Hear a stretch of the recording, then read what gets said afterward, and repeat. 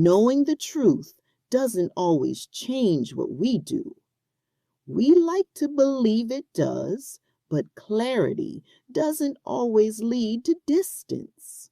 Sometimes it just makes the choice feel heavier. Let's go back to her.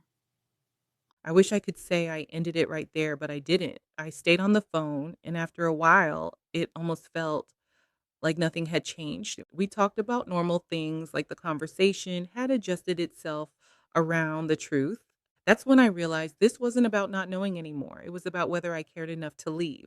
The next time he called, I answered, then I answered again. Eventually, we met in person.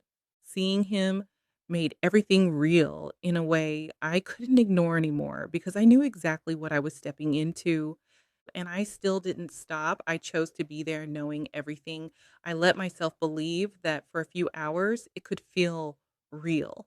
But deep down, I knew I was holding on to something that was never mine. The hardest part wasn't him, it was me and the way I justified staying.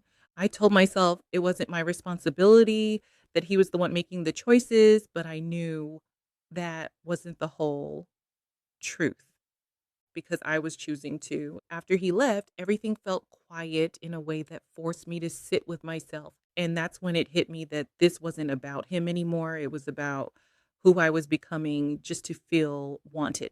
The breaking point isn't finding out the truth, it's what you do after. Because once you know, every choice becomes intentional, and every time you stay is no longer confusion, it's permission. Some connections don't break you when they end.